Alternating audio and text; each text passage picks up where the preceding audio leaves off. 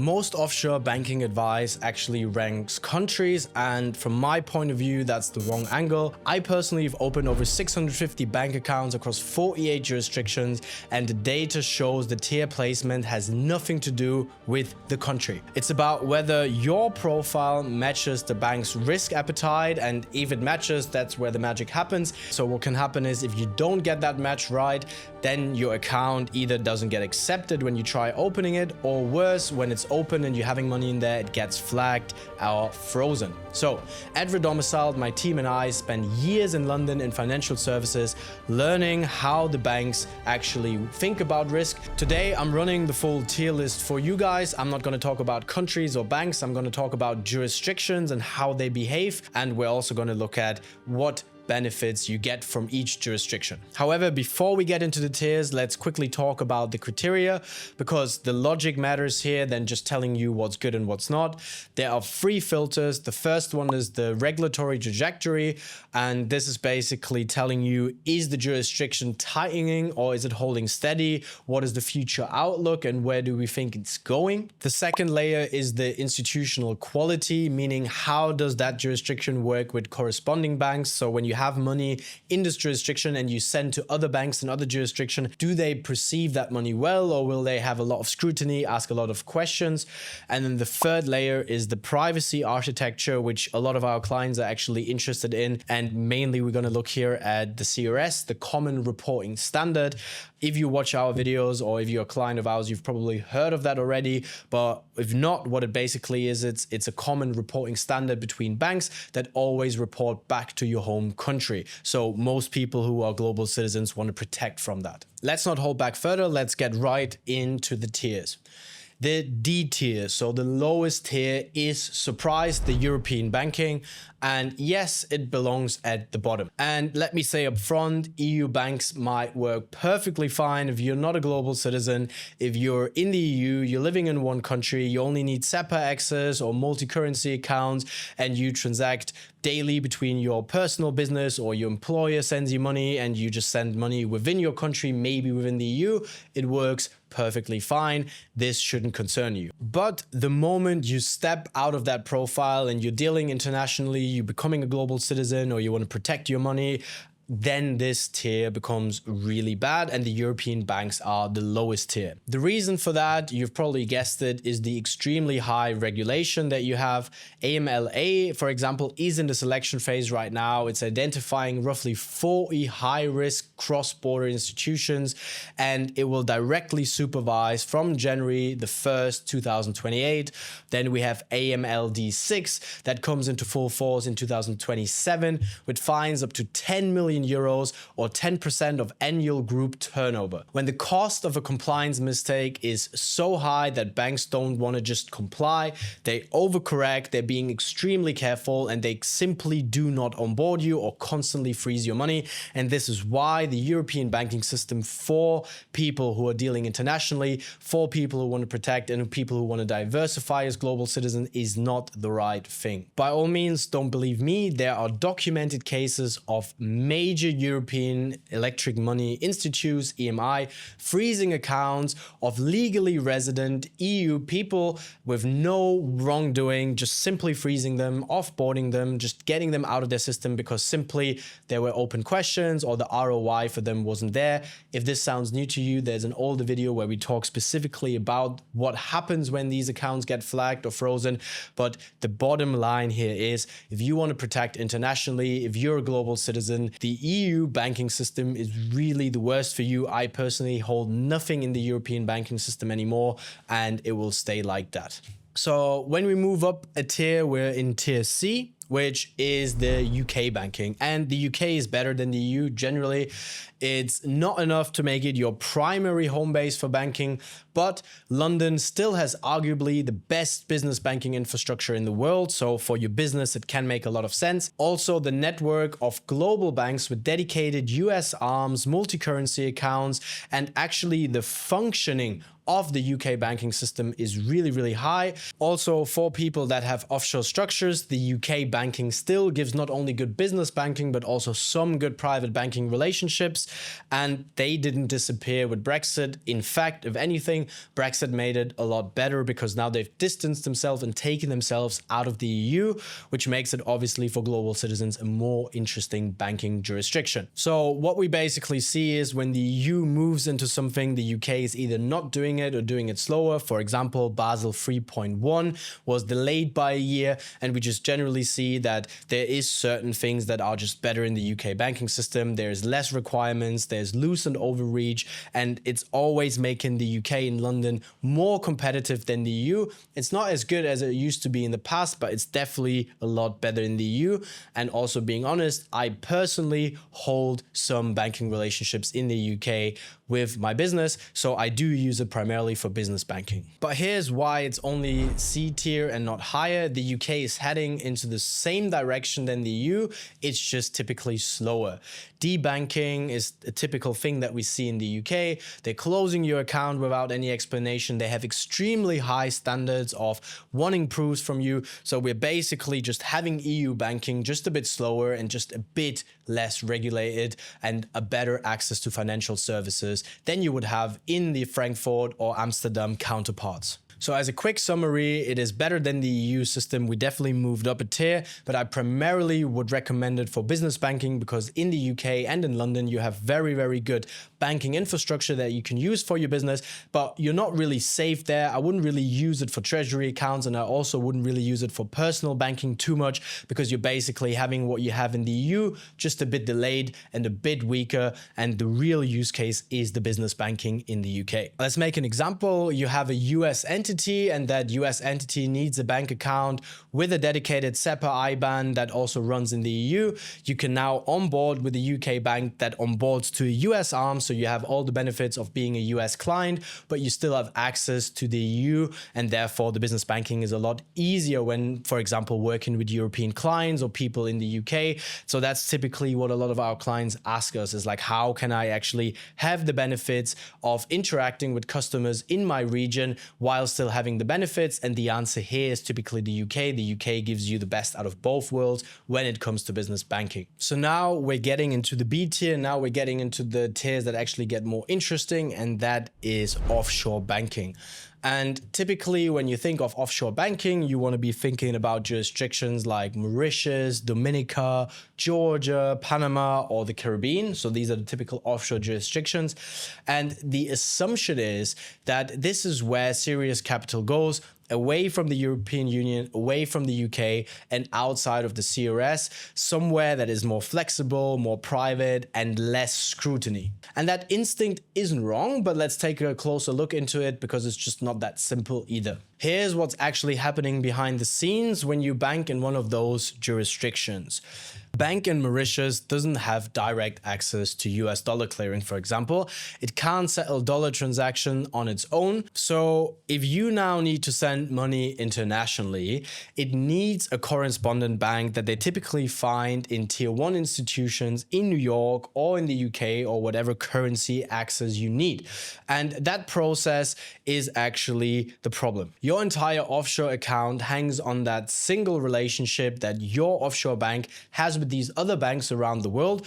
And as soon as they are cut or the risk profile isn't accepted anymore, then your bank account actually has less access to the international financial system. And the problem here is the de-risking of banks globally, because global banks and clearinghouses have calculated the compliance exposure of maintaining relationships with those small offshore institutions, because it do cost them actually a lot of revenue and compliance to maintain that relationship, but they're not getting that much out because it's very small volume. So often they cut them off. And then in that moment, your Dominica account loses US dollar clearance and you're kind of stuck and you have less functionality or less ability to send money internationally. So yes, you're thinking into the right direction and you're moving money offshore in jurisdictions with better regulation and more privacy, but it does also have downsides in terms of the functionality, also the costs and the dependency. The dependency is the key issue I was trying to describe. Another problem is the institutional grade, and that's what I meant with when you want to send to other banks in other jurisdictions, and here they're not that great.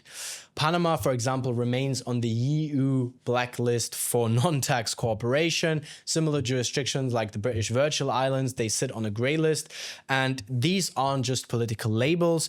That means that when you have a lot of money in those banks and you're trying to send to other jurisdictions, so let's say you're having money in a Panama bank and you need money in the UK or in the EU and you send to those jurisdictions, then typically these transactions get flagged. You need to explain what you're doing there. You need to show the proof of where those funds come from and so on and so forth. So basically another downside with those offshore banks is the ability to send freely throughout the financial system. So why are they still on such a high tier? Well, because generally these jurisdictions work really well for diversification, because what makes them difficult to send money is also the reason why people keep money in them. They're very protective, they have very good regulation, and typically when you combine it with structures like foundations, holding companies or trusts, your money sits somewhere really, really safe outside of the normal financial system, and it's very difficult to access it. Therefore, when we build structures with our clients or banking structure with our clients, we typically try to have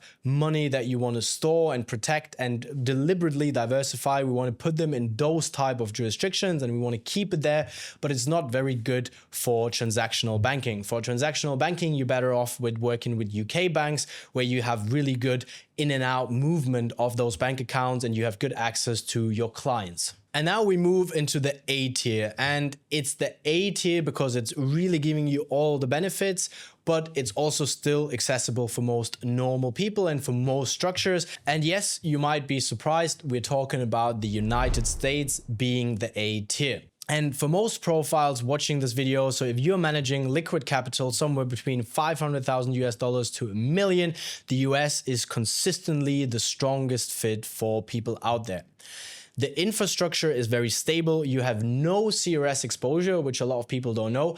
And the entry requirements are very achievable. And this combination makes the US so good. It's because you have all the benefits, you have no CRS reporting, and it's very easy for everyone to get access to the US banking system. And therefore, it's just sitting at the absolute sweet spot, and it's the A tier. And you might look on YouTube and you'd say, why is it not Switzerland, not Singapore, not Panama?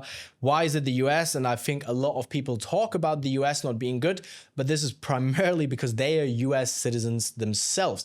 But if you're not a US citizen, then the US is great, because what the US hasn't done is sign the Common Reporting Standard. And every major economy in the world, Germany, UK, Netherlands, Singapore, Switzerland, all of them have signed the CRS, the Common Reporting Standard, but the US deliberately opted out and they have their own factor reporting, but that's only relevant when you're a US person or you're inside the US system. So for someone not in the US or not having a green card, this is actually the highest privacy level you can achieve. So if you're a non-US resident, let's say a European entrepreneur, and you're a global citizen or anyone without the US citizenship, and you open a US bank account, this means that the US is not automatically reporting your balance and the fact that you have this account back to your home country, which all other jurisdictions do.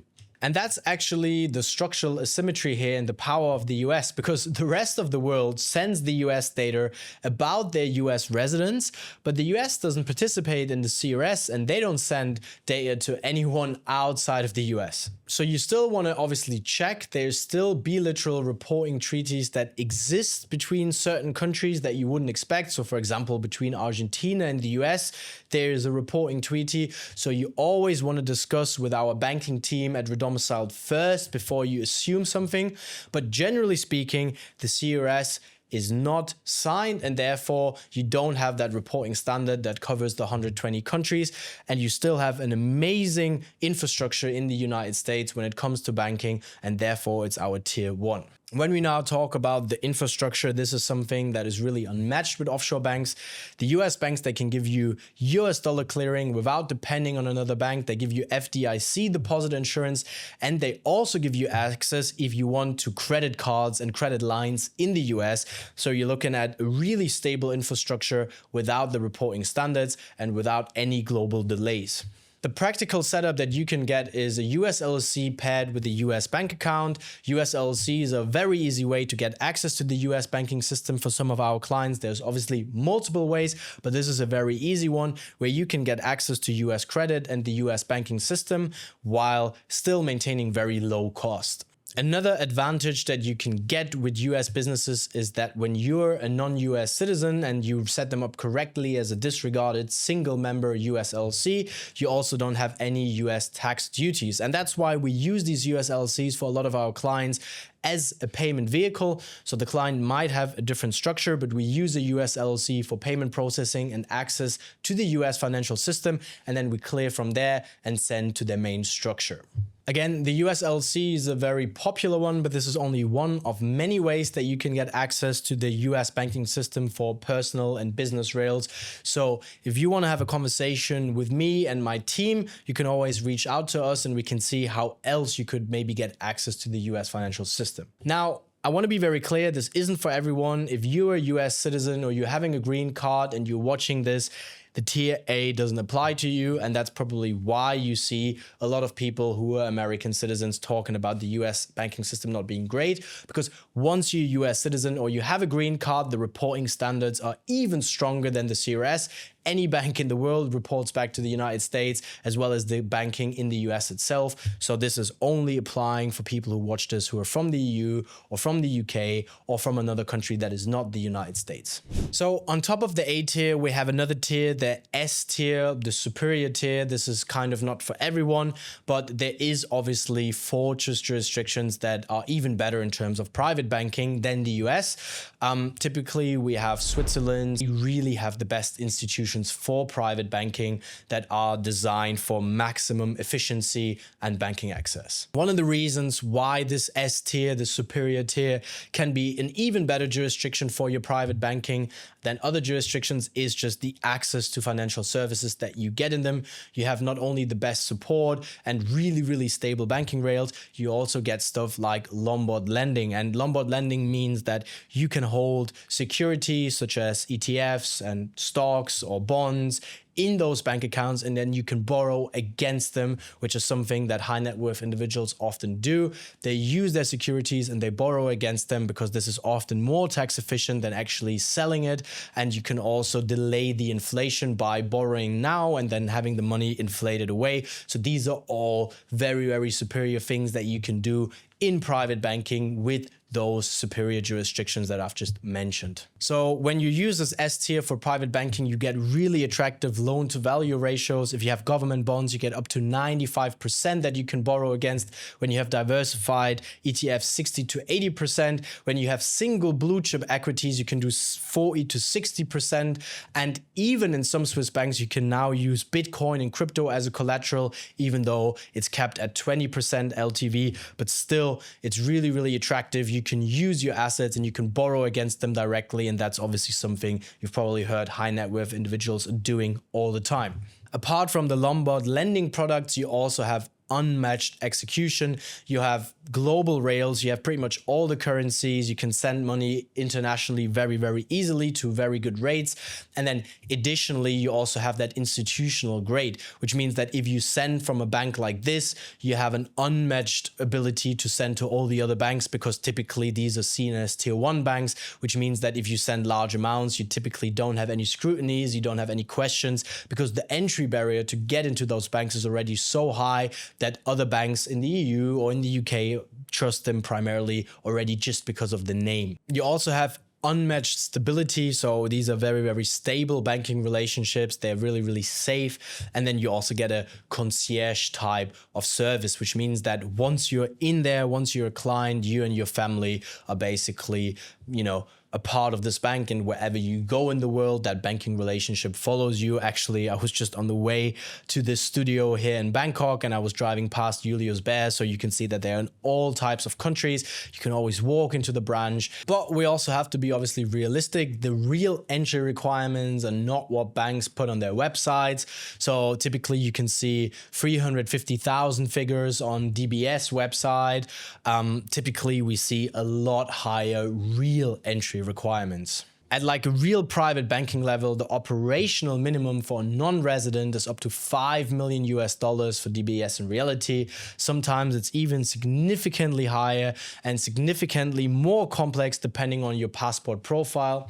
When we look at Swiss private banking, you typically see these like 1 to 3 million Swiss francs in their marketing material. But what we see with clients is when applying, it should be significantly above that, because what they say on their website isn't necessarily what they're going to allow. When you open these accounts with us, you go through a long process of due diligence. You need to have all of your documents in place. And they also want to know how you're earning money, where you're earning money, how much money you have. And typically what we see is that when you are having a higher risk profile, which you typically have when you run an offshore structure, and you're below these thresholds, then you typically don't get an account, because again, this needs to make sense for the bank. They are having a lot of investment into you by monitoring you and giving you all these good services, and therefore they want you to actually hold really high account balances, which excludes a lot of people from these banks. Actually, the privacy picture is not what people assume. Both Switzerland and Singapore, they fully participate in the CRS, so it's not like back in the days where Swiss banking was like very private.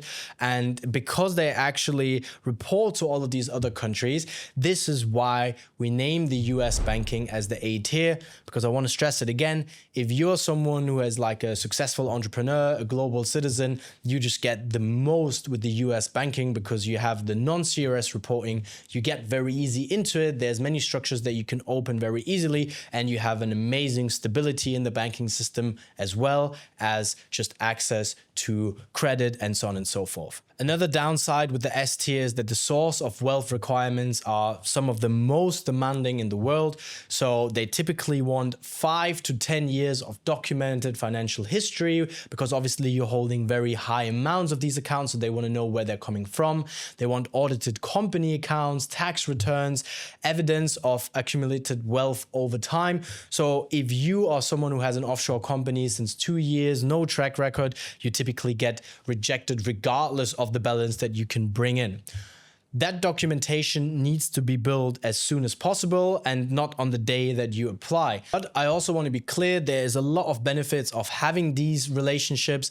And if you're a young entrepreneur and you start to make good money, so you may be having a UAE company and you're living out there, or you're traveling the world and you're having a more offshore setup, and you're starting to make good money, and you say, hey, maybe in 2, 3, 4, 5 years, I actually want to have access to this S tier, then we should start building that now. And that's where we work with a lot of our clients. We're having clients who already get access to that S tier, and we're helping them on board. But we also have clients who say, hey, I want to actually set the stage correctly to be able to access that S tier later on. And then we start now on building the right structures, building the right proofs, and making sure that their setup is compliant enough so that they're not getting denied access in a few years when they actually want to have that access. Let's make this a bit more practical, and let's talk about some profiles. Let's say profile 1, you're below 500K US dollar and you have a pretty straightforward business model. Just get some US banking and maybe 2 B tier accounts in the Caribbean or Mauritius for some diversification, but the US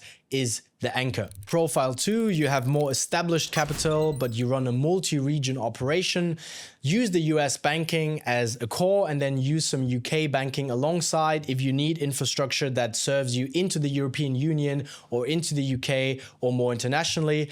And don't even approach the S tier yet, but start building towards it with us, and maybe also have some diversification in the B tier. That's always possible, right? Profile number 3 is if you have multiple million and you have them clean documented, use the US still and use the S tier as a combination. So have a US banking anchor for your business and then have private banking in those S tiers, which is obviously the most favorable profile and the most favorable banking setup, but is very difficult to get there.